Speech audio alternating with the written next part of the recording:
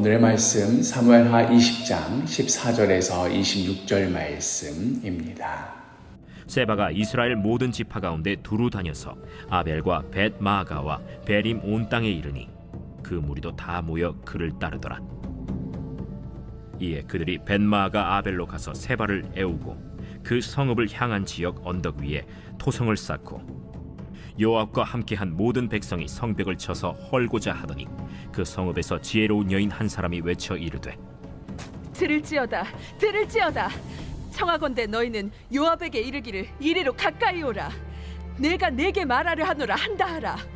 요압이 그 여인에게 가까이 가니 여인이 이르되 당신이 요압이니까 들으하다.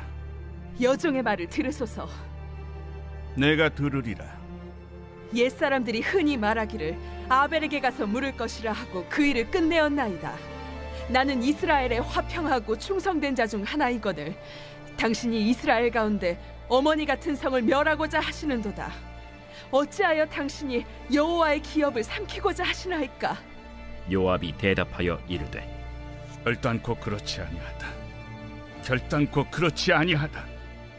삼키거나 멸하거나 하려 함이 아니니 그 일이 그러한 것이 아니니라. 에브라임 산지 사람 비그리의 아들 그의 이름을 세바라 하는 자가 손을 들어 왕 다윗을 대적하였나니 너희가 그만 내주면 내가 이 성벽에서 떠나가리라.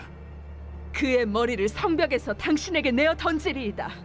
이에 여인이 그의 지혜를 가지고 모든 백성에게 나아가매 그들이 비그리의 아들 세바의 머리를 베어 요압에게 던진지라.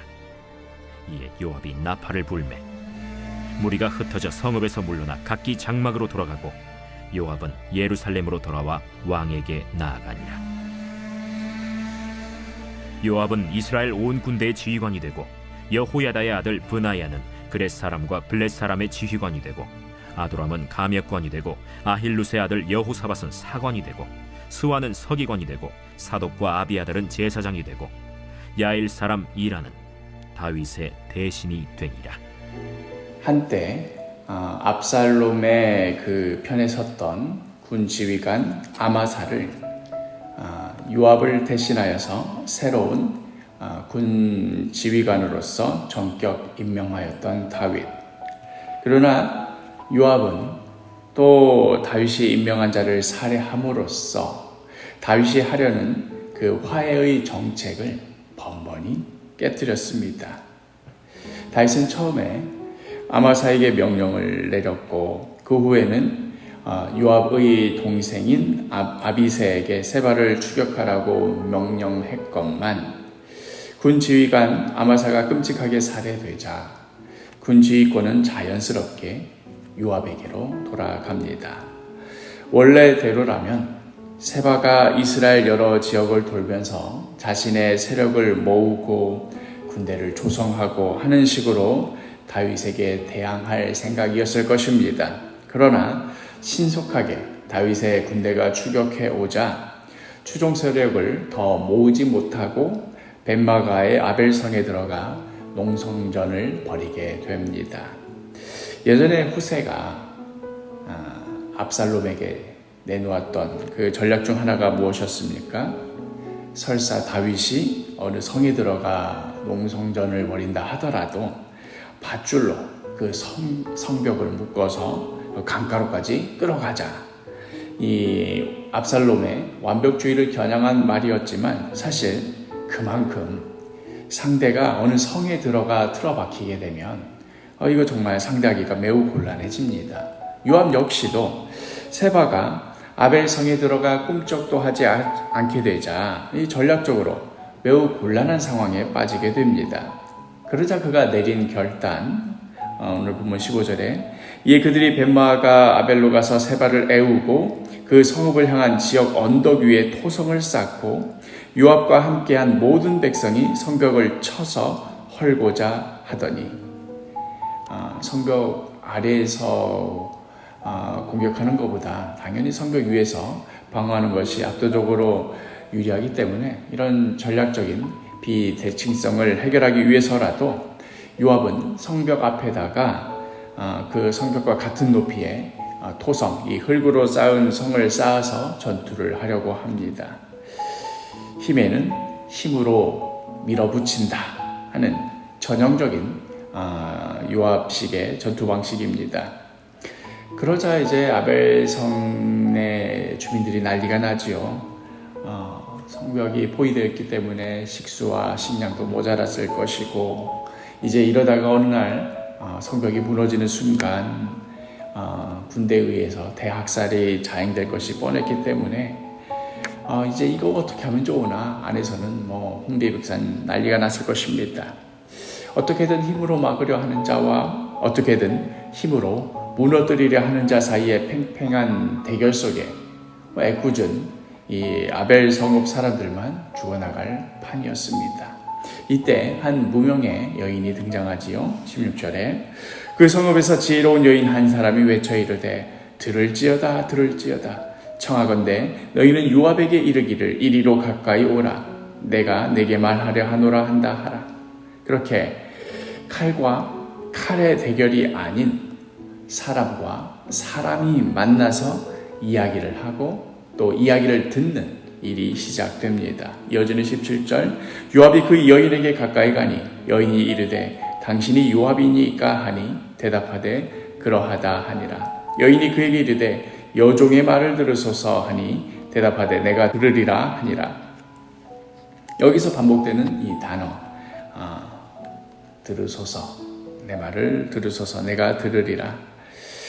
상대방의 이야기를 듣는 것, 평화는 바로 여기서부터 시작되는 것입니다. 상대방이 높은 성벽을 쌓으면 그만큼 높은 토성을 쌓고, 상대방이 칼을 들고 나서면 그만큼 날카로운 칼을 들고 나서고, 이렇게 서로의 이야기를 듣지 않고 힘의 대결로만 치닫게 되면 몰락을 피할 길이 없습니다. 오늘 본문을 통해서 우리가 보게 되는 것은 끝을 모르고 치닫는 대결 국면을 해결한 것은 칼의 힘이 아니라 결국 경청과 설득의 힘이었다 하는 것입니다. 전쟁과 모략과 배신과 살해로 유명한 그 요압의 능력이 아니라, 그 요압의 힘이 아니라 그 이름까지도 알려지지 않은, 심지어 전쟁에서는 더더욱 등장할 이유도 없는 한 무명의 여인에 의해서 성벽이 무너지지도 않았고 또 성읍 주민이 학살되지도 않은 채 하마터면 이스라엘의 내전으로 번질 뻔했던 그 큰 위기를 극복할 수 있었던 것입니다. 다윗은 예전에도 이렇게 한 여인에 의해서 파국을 피했던 적이 있었지요.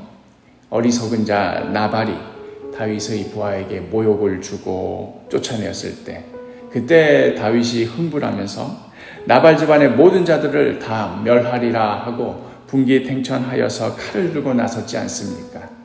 그때 지혜로운 여인 아비가일이 나서서 한 집안 식구들이 멸절당하는 것을 막고, 훗날 다윗이 왕이 되었을 때 두고두고 지탄받게 되었을 그 일을, 그 파국을 피하게 할 수 있었습니다. 사랑하는 사도교회 식구 여러분, 평화를 지키는 힘은 어쩌면 생각보다 우리 가까이에 있는지도 모르겠습니다. 성벽만큼이나 높은 흙을 끌어다 모아서 토성을 쌓는 것 얼마나 힘듭니까? 그러나 전쟁과 칼과는 전혀 어울리지 않은 토성을 쌓는 것은 생각지도 못할 어떤 한 여인에 의해서 역사의 중대한 분기점에서 평화의 길로 들어서게 되었다 하는 오늘의 말씀을 통하여서 갈등과 분쟁과 전쟁과 위기의 시대를 살고 있는 우리들에게 어떻게 우리가 평화를 지킬 수 있을지 큰 울림을 전해주고 있습니다. 그 시작은 경청과 설득입니다. 이 말씀은 무슨 정치인들, 외교관들에게 해당되는 것만이 아니라 우리의 일상생활 속에서 시작되어야 할 평화를 향한 작은 실천, 이것을 말씀하는 겁니다. 오늘 하루도 나의 가까이에 있는 사랑하는 이의 목소리에, 나의 이웃의 이야기에 귀를 기울이고 또 그들의 입장을 헤아려 보는, 그렇게 평화의 그리스도인으로서의 우리의 사명을 감당하는 복된 하루가 되기를 간절히 축복합니다.